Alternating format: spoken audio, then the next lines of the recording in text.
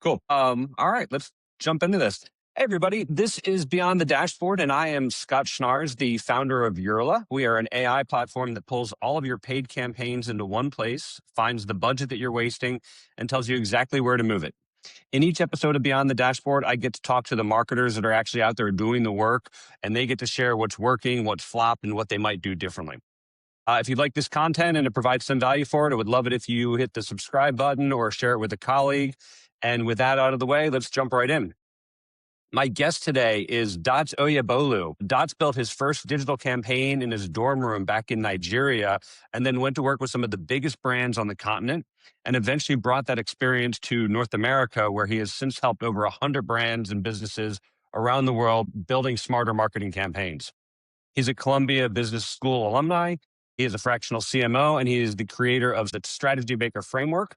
And he is the host of the Marketing Leadership Podcast, where he sits down with seasoned CMOs to unpack what actually moves the needle for them. If you catch him on TikTok, you're going to find him whistling and humming in absolute perfect harmony. He got me to download TikTok this morning to watch that. Dots, welcome to Beyond the Dashboard. Thanks so much for being here. Scott, this is one of the best intros I've ever had. Really, really grateful. Thank you so much for having me. And yeah, excited to chat with you here. Awesome. So you built this. We were just talking about this before we hit the record button. But you've built this amazing brand around loving marketing, and you have dotslovesmarketing.com. And I'm keen to understand, like, what is it about marketing that actually got you hooked? Yeah, that's a great question. And I love how you sort of, gave the dorm room story there. Yeah, that's important. I wish it was the garage, but dorm room is even cooler. Yes, I majored in computer science, and probably right now I should have been like some IT engineer or even a developer on the software side. But I always had fun with what we called at the time marketing technology and the concept of reaching people. I was very, very obsessed with graphic design at the time. I would design graphics instead of going to lectures in college. Don't do that, guys, if you've got children. And I think that really just metamorphosed into, my first ever project back in 2010. I had someone selling financial services and needed help. Yeah, so, and one thing just led to another. I started learning more. I started to follow the passion breadcrumbs, if you like. And I think it was around 2013 that I knew exactly what I was doing and why it's called digital marketing.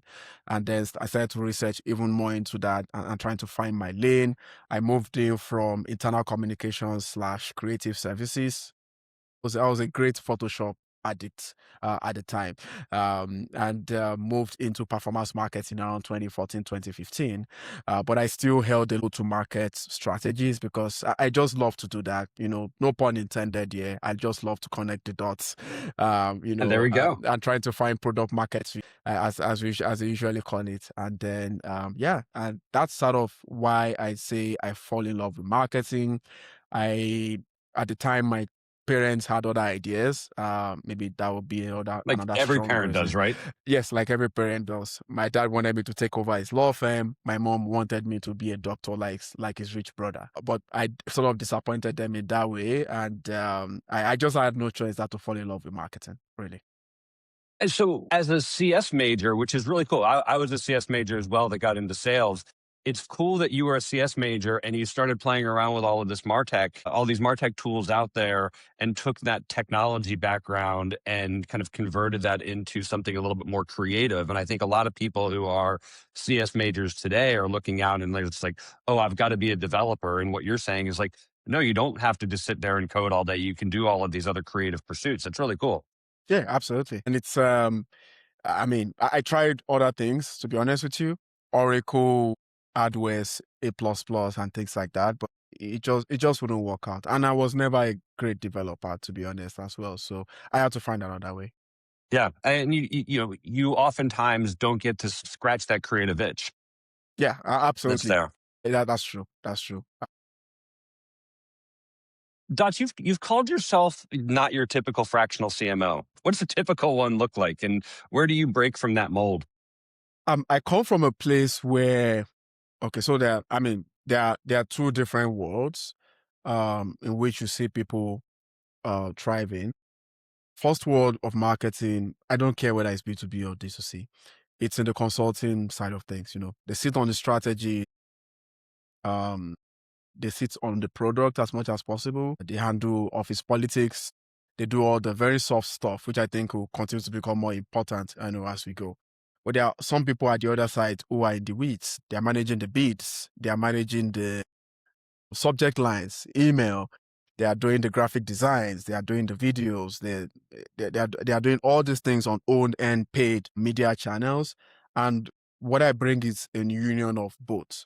And I think that would be my career narrative in the end, to say I'm the kind of guy that infuses go-to-market strategies with demand generation.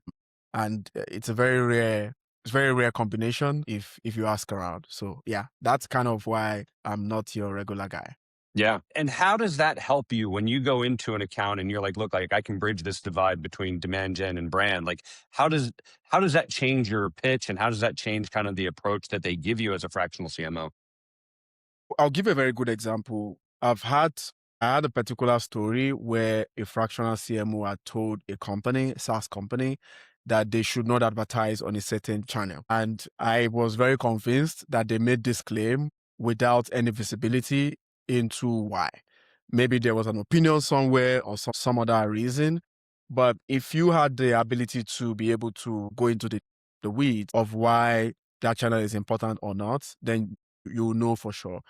And for me, in terms of the framework there, aside from the standard go-to-market things, and if you're listening, I'm sure you probably have some advanced knowledge of product marketing, go-to-market. I also lean on the go-to-market motions. So called the GTM motions, inbound, outbound, if you've got the cojones to do outbound as a marketer, partnerships, communities, and so on and so forth. And what I try to do is we look at the motions that really work for you within that stage and what are the ways to break down each motion going forward. So in breaking it down, you look at things like conversion points, actual channels themselves, and unit economics that back up those strategies too.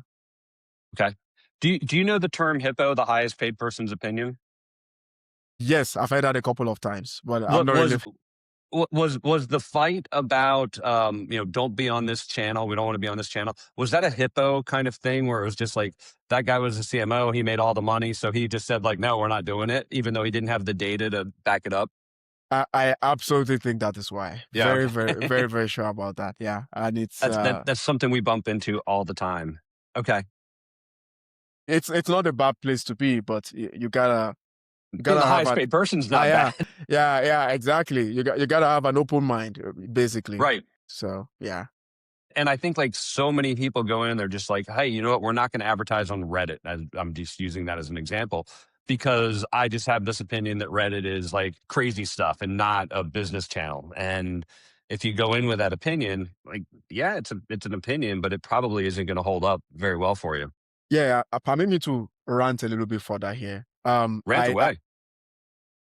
I love history, and part of the unfortunate things of history is the Tylenol poisoning that happened in the 80s. And I ask myself, because Tylenol had that issue at that time, does that mean today in 2026, I'm not going to take Tylenol anymore? People have bad experiences with tactics, and because of that, they say the tactics don't work. They don't go back and say, oh, could these tactics have been executed properly?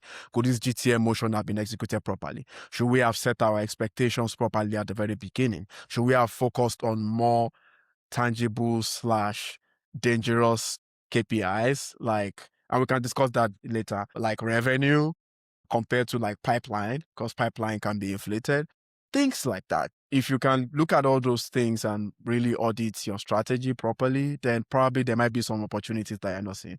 The second thing I'd like to say is that customer behavior is changing all the time. Let's dump AI on the side for now. I think it's got enough clicks on the internet. Consumer behavior is changing all the time. There was a time where you cannot use Meta on B2B. There was a time where you cannot use LinkedIn on B2C. Those lines are blurring right now. So Yeah. you should have the open mind to be able to consider those changes. And even in the messaging as well, people don't want to be sold to unlike before. So you have to do more of top of funnel and bottom funnel campaigns compared to the conversion based or bottom funnel buy now that have been used to since the bubble the internet bubble burst in 2000. So those are some of the things that I think is important for people to do when they make audits. You just hit on like a really interesting thing, Dots, about you started to go on this path of like this merger of B2C and B2B experiences. Tell me a little bit about like what are you seeing out in the world now where these B2B experiences are either getting a lot more personalized or they're taking on more of like a B2C type of experience. I'll speak a little bit broadly here. So again, like I said before, the lines are blurring. We are seeing a couple of B2C companies that are trying to go B2B. So they say they are going up market. Even within B2B, you have people who are going to, whether it's up market or downstream, and they have all these different categories that they are trying to target. In terms of the marketing approaches or the go-to-market approaches here, I would say there are similar frameworks, at least just based on my own experience and some of the content or research that I've shared within there. And I'll give you a very popular example. Even if, depending on when this episode is released, Mr. Beast went on X and said, I have this very crazy idea for a brand for Super Bowl, and Salesforce responded. Yeah, I was surprised by that. Yeah, and that went out and that was live. So Mr. Beast, don't forget, is a B2C guy. Not only the audience he serves his content to, but even the side businesses that he has. It's called Beast. I think they have that Beast Ventures now. He's collaborating with Salesforce, which is we know is a B2B company, and this is Salesforce not only running ads on the Super Bowl, which is always been a B2C space, but running ads on the Super Bowl with a B2C influencer who is probably not using Salesforce. I mean, Right. yeah, maybe he's got people who use Salesforce internally, but he as a person doesn't use Salesforce. So at the end of the day, and we're speaking of the call here I guess Brian Kramer is almost like a futurist when he says human to human. Human to human is very, very important when it comes to marketing overall. You need to understand that when it comes to now you have to start marketing to them like B2C, which a couple of ambitious brands are now doing in order not to sound boring. On the B2C side, to even get a toothpaste right now, you have to run some research, you have to check reviews, you have to do all this, what we call persona by committee consideration, something Right. that is usually done by B2B for various reasons. Maybe because there's so many Yeah. options in the market or people want more bang for their buck. But there's some of the things that are happening in B2B. People are now doing some of those in the B2C. And don't forget, I would also classify getting a home as a B2C exchange, getting a renovation, getting a Botox, those things I would call high ticket B2C, which would always be classified as B2B because of the average order value involved. So those are the things that we need to, consider in looking at how these things are changing. And just to summarize, it's important to think human to human first. You need to be able to look at the decision-making process of your ideal customer profile, whether in each business category, and just work your marketing to align with that. I love that human to human touch. I think that's a really smart move. How do you bring that into so you've got something that you've built called StrategyMaker. I want to understand what that is and how does a brand look before and after, and if you can hit on it, like where do you use that human to human touch inside of that StrategyMaker story? Yeah, so I mean, in terms of StrategyMaker, this is a framework that encompasses all the existing things out there. So this is not me coming up with another theme and everybody's like, yeah. But again, I came up with this engine that to further answer the question, okay, Dots, you're not the average marketer. How does this your new approach work in the real world, right? And I will speak broadly to this, but you can pick up any brand category you like. The first part that I look at is, and it's split into 5 parts. The first part I look at is market intelligence or customer intelligence. So I use things like the existing DIBB framework. You guys can Google that, what that means. I use that to look at what the market is saying and how that's trending. It's our analysis, obviously. but also customer intelligence. If you are an AI mandate marketer now, you can really do very smart customer intelligence where you basically reverse engineer your top customers and use that to build ICP basically. You're enriching that list. It could be a list of customers themselves, including the transaction value, the job title that converted. On the customer side, you can even reverse engineer customer feedback and, use that to build an ICP of key categories that really convert and you should be focusing on. Once that is done, then we do this typical brand positioning and design, right? You are looking at unique value propositions, you're looking at jobs to be done, you are looking at, your strategy horizon. Are you going focusing up markets, in markets? What type of category are you focused on there? And you are looking at the product pricing. You have to develop the messaging metrics. And what I would also say is you are looking at offer. We call it the Godfather offer. I didn't come up with that. Versus incentives as well. They are two different things. What does your offer look like, and how does that play into your marketing programs and activations? And are you using an incentive as well to compete there? Once we have that done, then we go into the third stage of growth and revenue engine. So within that is where you do the go-to-market motions. Within that is when you look at your tech stack. So you are performing a digital transformation audit. There's a tool on Google that allows you to do something like that, where you're just looking at what your digital maturity is. You are building full funnel go-to-market architectures, which as a marketer, you might want to be more biased to have more marketing, items added to that. But also you want to bring in things from like RevOps and sales enablement, and things like that, and building those architectures within your GTM motions, creating your unit economics, walking through those Excel sheets, which I know could be a lot of work, but they're often worth it. And then we go into the performance and economics, which is the first stage. So your CAC to LTV ratio, basically, what are the things that you're trying to achieve with all of this? Where should you put in more budget? Where should you put in less budget in terms of which DCM motion should hold that? And I would say in this stage, the more closer you get to business impact, the more you separate yourself as a top marketer. Because people would say, yeah, I want to, work on clicks, leads, MQLs, maybe some, on the B2C side, some orders. But you want to be able to focus on revenue, want to be able to focus on average order value, average contract value, you want to be able to focus on, your customer acquisition cost to LTV ratio, and being able to walk the numbers back to, your initiatives there. Doing things like offline conversion tracking as well is very, very important. It's easy to do on the B2C side if you are like D2C and there's like Shopify and all that stuff. But on the B2C side, I see that there's a lot of work that needs to be done with RevOps in general, people integrating everything together to make sure that there's no attribution leakage, right? And then that goes to the final side. At this point, you have your campaigns running, your programs running, everything is gelling. You are deleting what is not working and scaling what is working. You are as agile as you can, and then you move into the final phase, which is the market expansion and scale. And in market expansion and scale, you are looking at, is it geographical expansion? Are you trying to go from, say, a feature to a platform, industry player to category king? In what ways are you trying to expand into other type of opportunities that you are not in at the moment? So it's not something you haven't heard of before, but I think the beauty about this framework is it allows you to take things step by step and help customers to really drive that product market fit in a way where no one else can.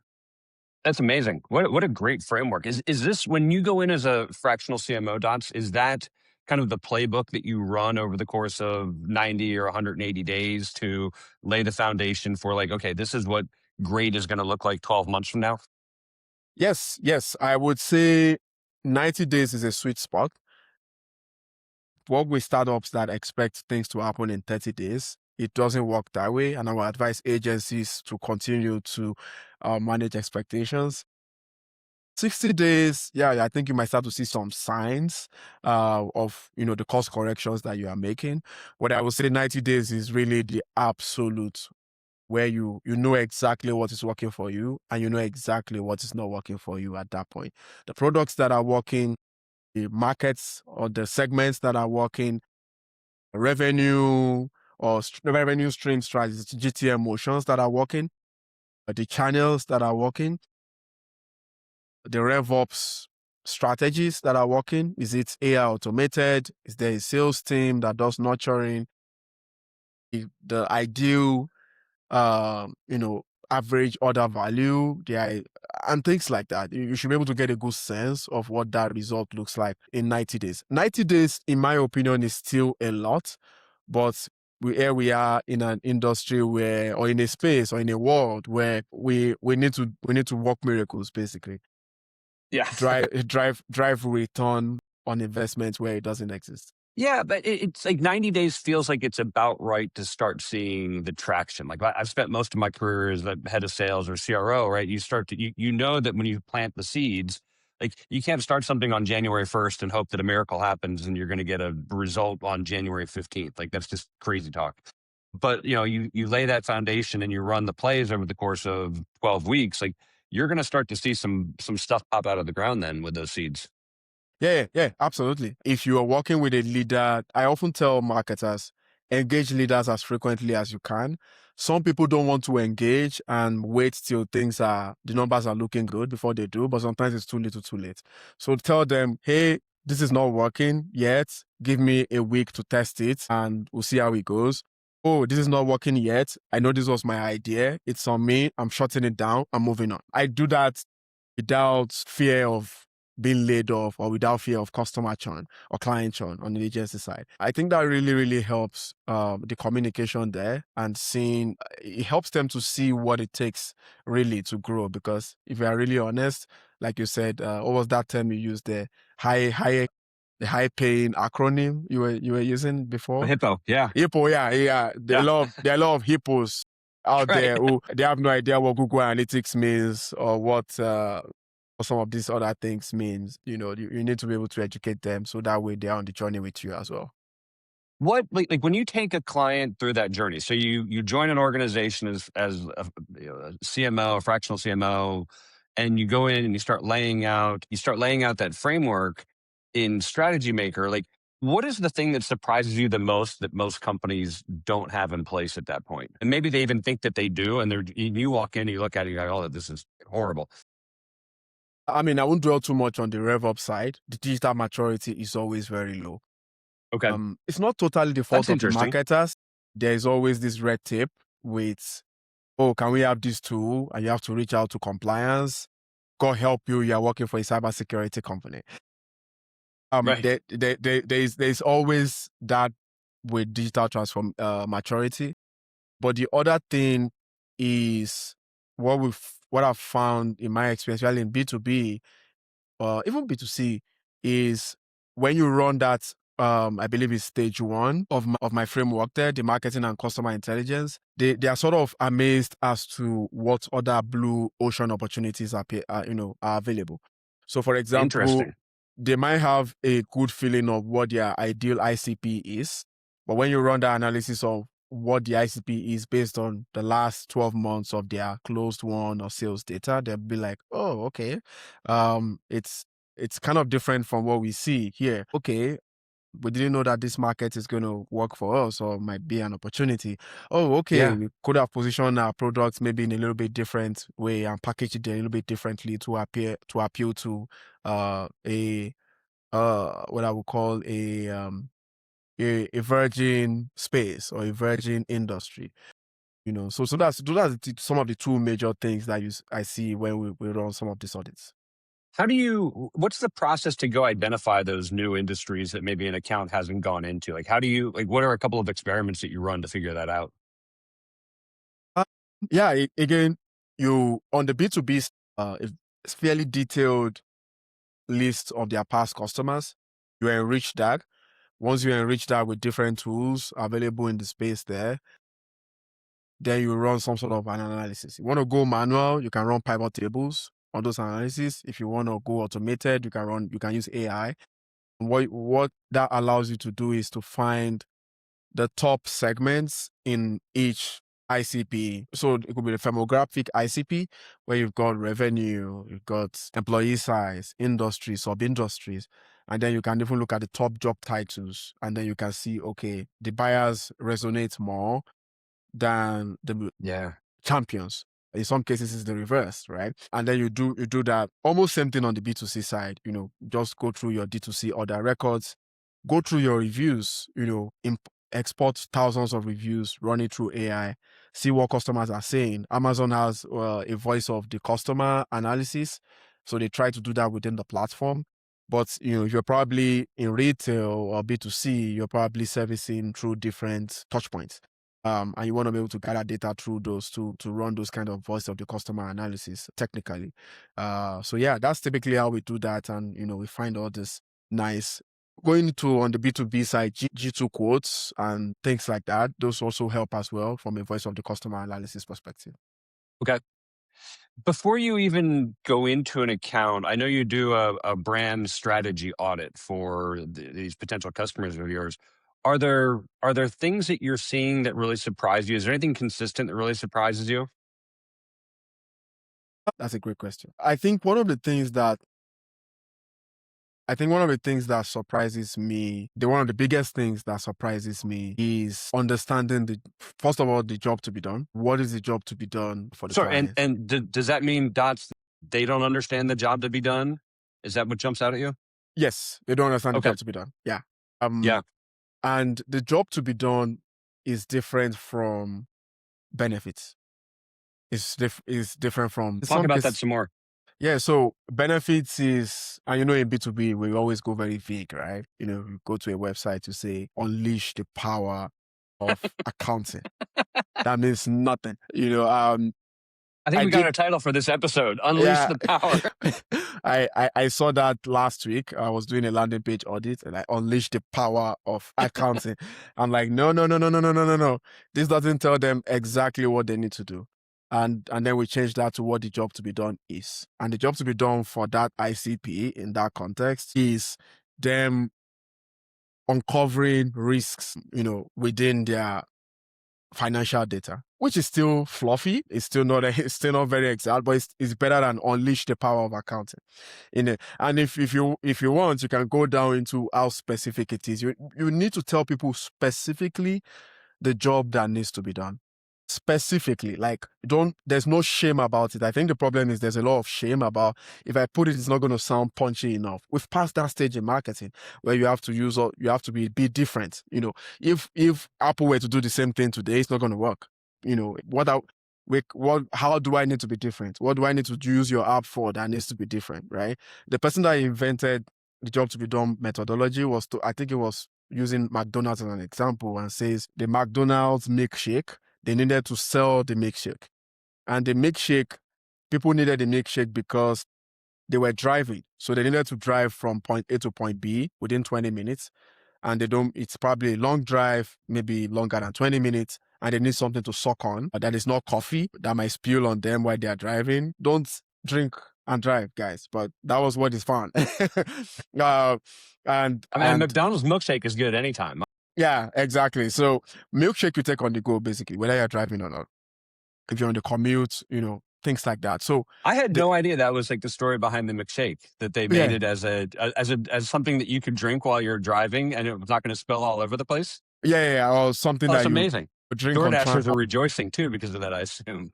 Exactly. So it's very specific. I think it's one of the biggest things that we find with regards to the product. One other thing that I found is alignment. And it's not the fault of the marketer. It's probably the fault of somebody higher up that is supposed to make a push for alignment, right? Sales want something, then tomorrow they want something else. Then somebody wants this. There's all these different expectations of metrics. There's all these different expectations of budgets. There's all these different expectations on approved programs and all these different variables that doesn't give the entire team, visibility on what is going on. And one of the ways to solve that is to have almost like a unified, if you can, unified visibility, on strategy, unified visibility on tracking, to say, okay, this is where the direction is pointing to. Everybody, you gotta be aligned with this. Go-to-market sport, someone said, is a team sport. It's based on empowering teams, people, process, and technology. And you need to make sure that those things are as aligned as possible. And you'll be shocked as to, most of my B2B life has been in the agency side. And you'll be shocked as to a client coming to you today with some expectation, and the next week they're coming up with something else. And then you're like, okay, it might be, looks like something is going on internally here.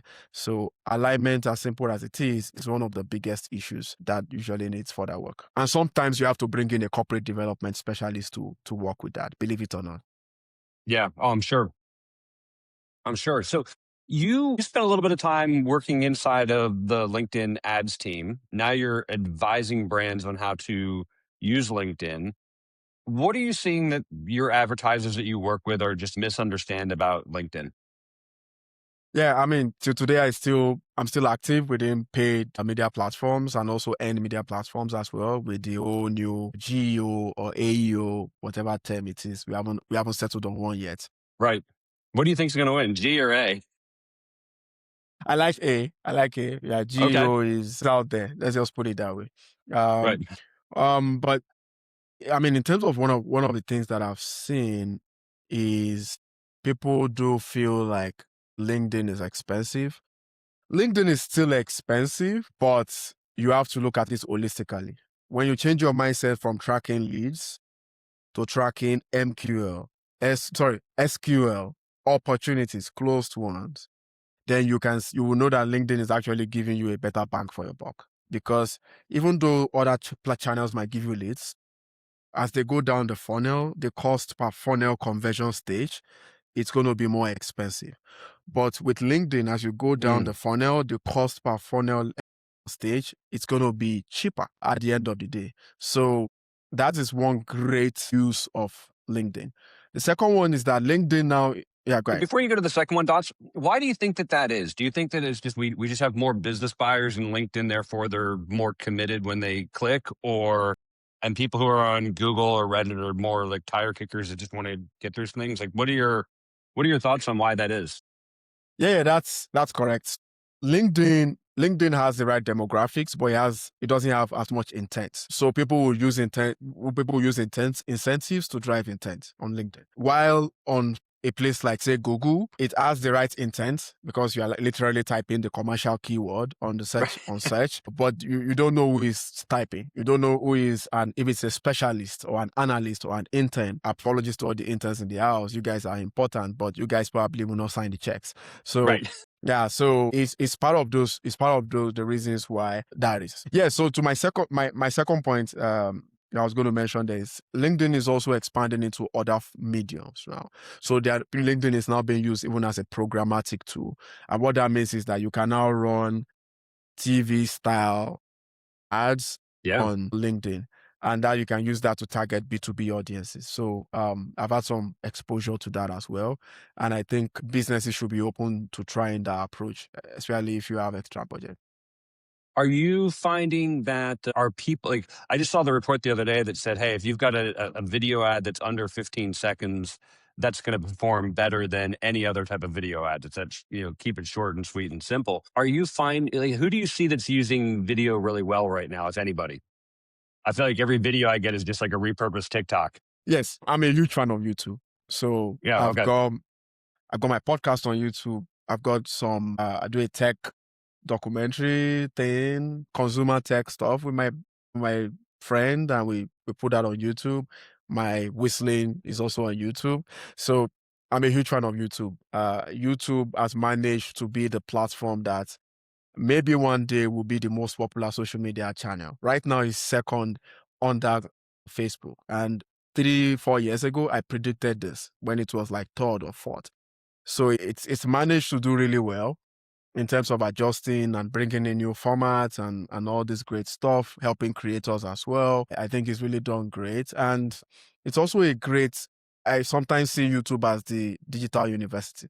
So if you are not on Masterclass or any of these educational platforms, then you're probably on YouTube. And it's, as one of my mentors would say, it's a free university. So it's there for intent. But the problem is many people don't market as they should.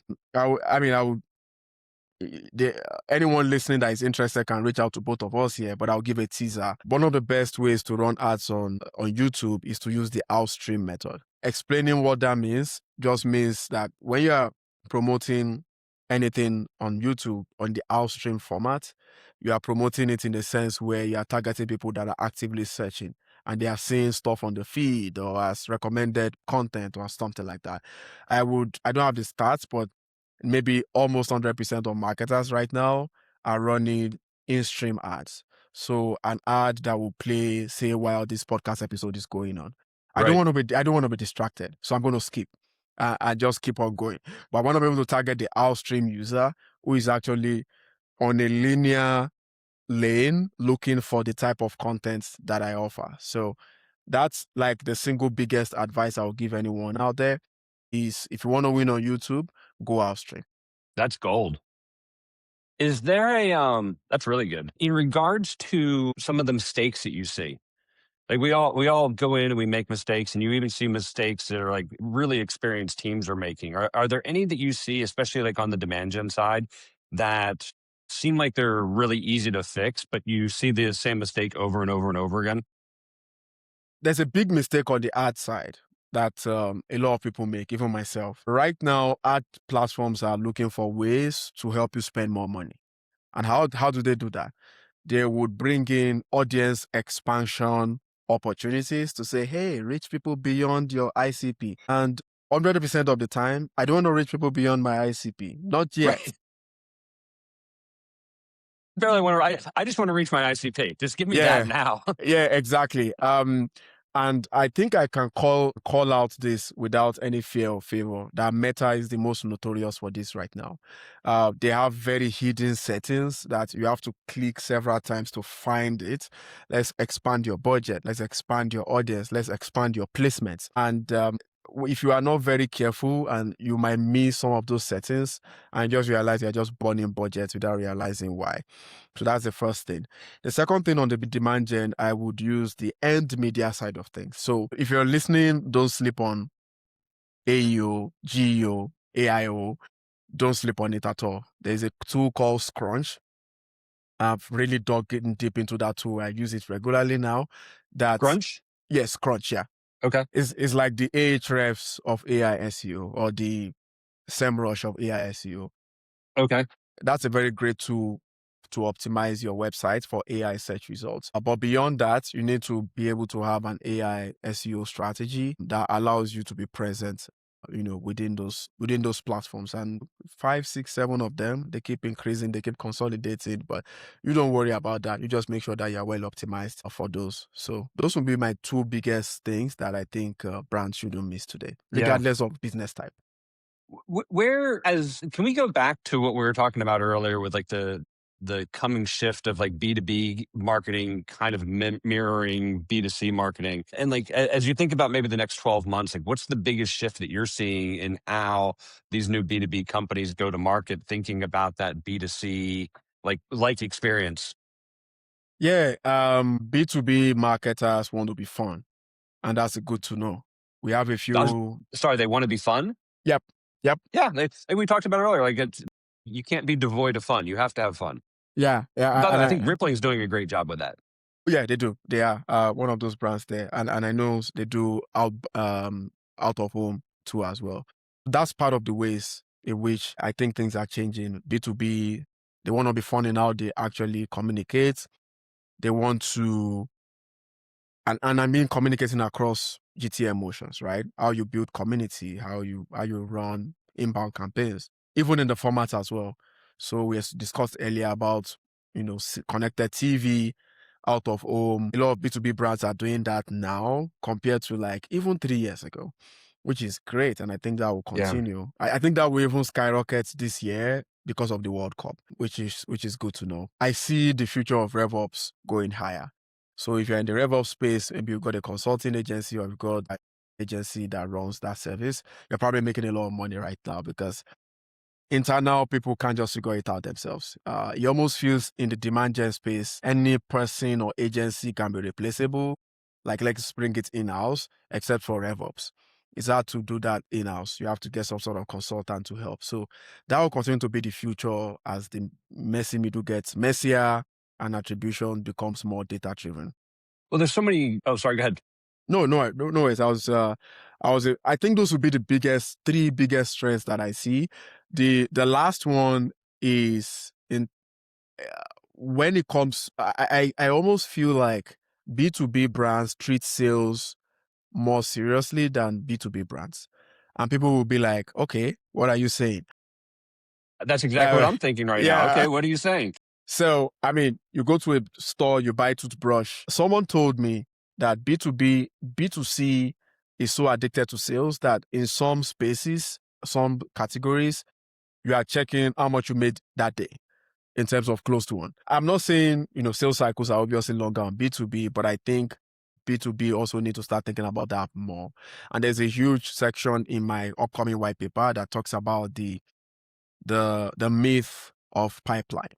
Whenever I do a deck today, even if I have just 2 or 3 closed ones, I'm going to report it. I would rather report that than report pipeline. Now, if I need to go out of my way, I'll still report pipeline, but I'll point you out to the closed one first, and seeing that real impact. A lot of people will drive pipeline without driving a single customer. And at the end of the day, the joke is always on the marketer. I think going forward, brands will start to realize that closed one revenue will be the most important KPI, not pipeline. Yeah. Yeah, Oh, and it has to be. that's it. It has to be. And as a sales guy, that's music to my ears because I don't. Yeah, like, the number of shitty leads that I've had dumped in my lap throughout my career, and everybody's like, "Oh, hey, look at all these leads we got you," and it's like I had one of my at a company. We were selling AI solutions, and somebody gave me the lead. They were like so excited because it was Whole Foods. And it was the global head of produce procurement at Whole Foods. I'm like, man, that guy's never buying any AI data labeling. So like, Exactly. let's not break our arms, pat each other on the back because we got a lead. Yeah, I mean, there'll always be low volume. I think that will be Yeah. the price to pay, and you have to continue to engage stakeholders while you have that low volume, but you let them know that you're driving actual revenue. That's Yeah. the most important thing. And I think that your point about RevOps is really interesting as organizations think about like where should they place people. Like I always, when I had gone into early stage companies, like I hired a sales ops guy first because they help kind of lay that foundation.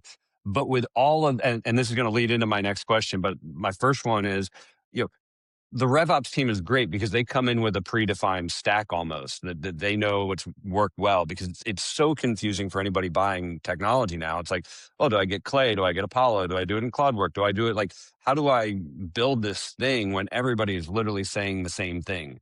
And it's so hard to differentiate now that, your point about a RevOps person coming in is just going to make that whole decision process easier. It's going to be expensive, right? We're going to spend a couple of $1,000s a month or more on all these different things, but at least we're going to get an out of the box. Here's how it works, and I've got somebody that knows how to run it. Yeah, absolutely. And again, I will say again, every brand should look into that. I think CMOs should look into that, and that could easily increase the average tenure from 18 months to maybe 3 years. So we'll see. Yeah, let's hope so. What we said earlier that we Before your question, I wanted yeah to rant a little bit. I had rant. a recent experience where a marketing SaaS brand drove maybe 30% of their revenue from direct traffic. And then they are saying demand gen doesn't work. That's impossible. That is impossible. How do you say that? So the RevOps should be able to tell us where that direct is coming from because no business is created in the vacuum. So that nearly canceled the relationship until we had to come up with a way to manually go through all the process again to find out, what that direct traffic meant. So the direct or dark attribution will continue, and people react to what they see. Pipeline is coming from direct. Let's shut down paid media, or let's shut down content because pipeline is driven from direct. But direct traffic doesn't come. It comes from different ways. It comes from organic, paid, and on. So you need to be able to have some sort of a data-driven or shared attribution there with RevOps. But yeah, sorry, I had to put in that important detail. No. And that's super important. I'm going to shift gears a little bit here, Dots. When you think about We said we weren't going to give AI any more search at the beginning of this podcast, but I've got to ask the AI question. Do you think that it's making marketers better, or do you think that it's making them lazier? And where are you seeing one versus the other?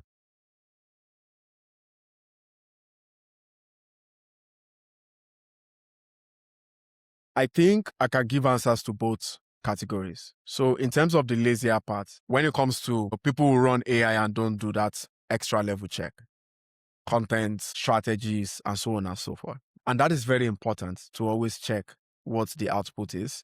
Manual checks, because if you don't, you might just go on a rabbit hole course to disaster. On the flip side, in terms of making marketers better, yes, I think the world, and I've primed my career or positioned my career for this, the world is for marketers who are very good at parameter management, not just prompts, but parameter management and parameters on demand gen, parameters on even go to market as well, right? A good example is if you are forming GTM strategies, you need to look out for the redundancies within the strategy as formulated by AI and remove those redundancies.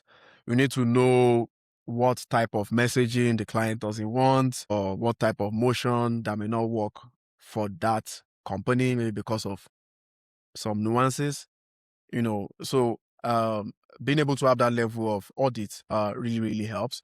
In terms of making marketers better, of course, there's the speed. Once you're a very good parameter manager, you can do anything with AI and save time, right? You are building strategies, verifying strategies, confirming product market fit.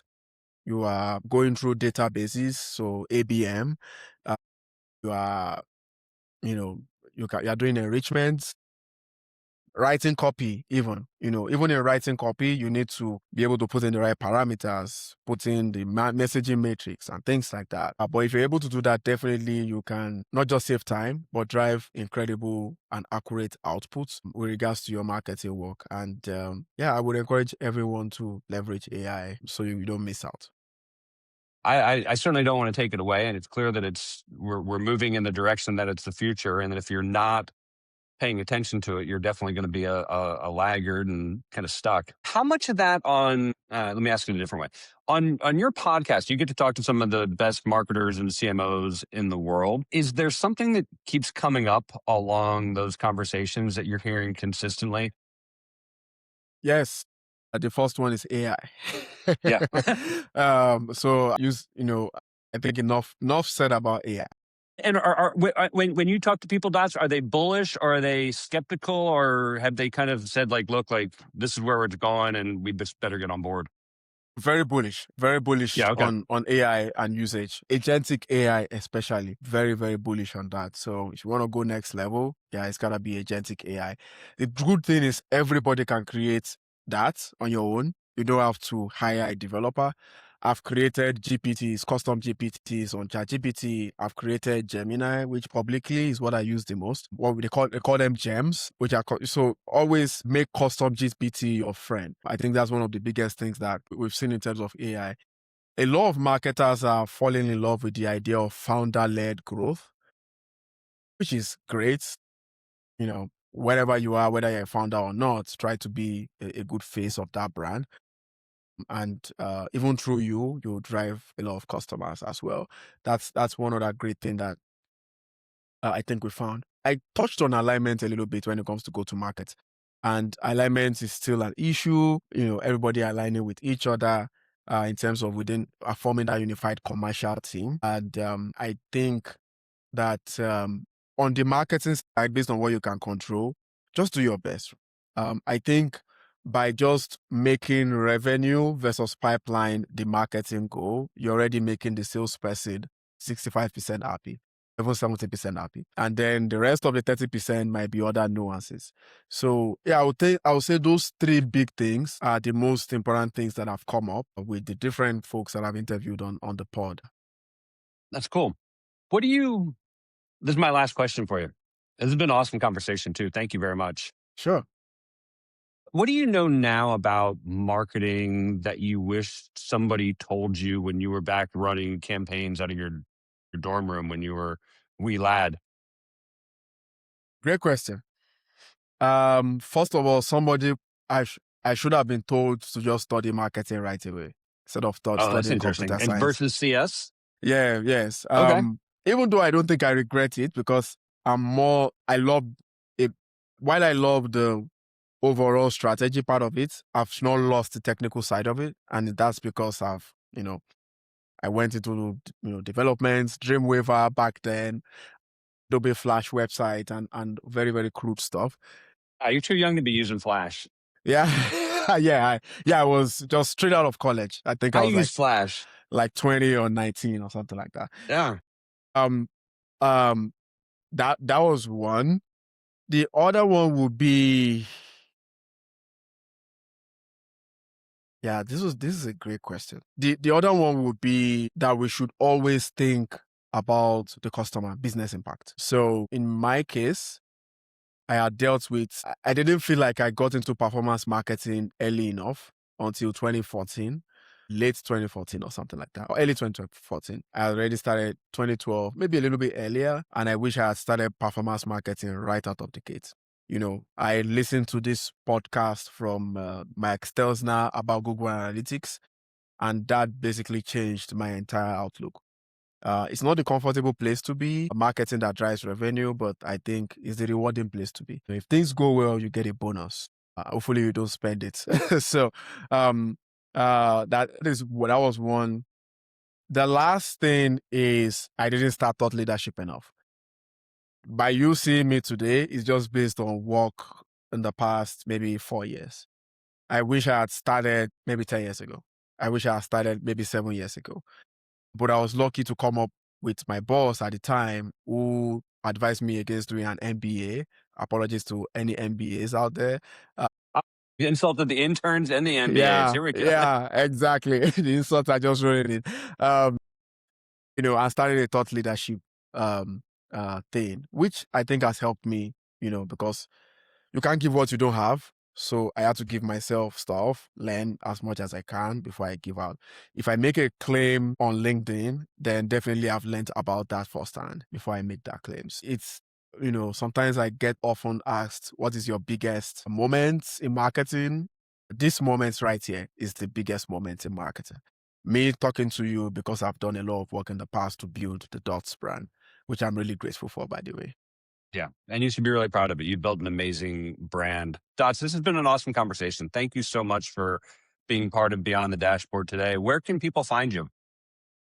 Just go to dotslovesmarketing.com. As Scott has mentioned, I love marketing a lot. And you'll find a bunch of things in there, all the resources that I share, including my social media channels. LinkedIn seems to be the flagship, but you can follow me on other platforms as well. I would say start from dotslovesmarketing.com.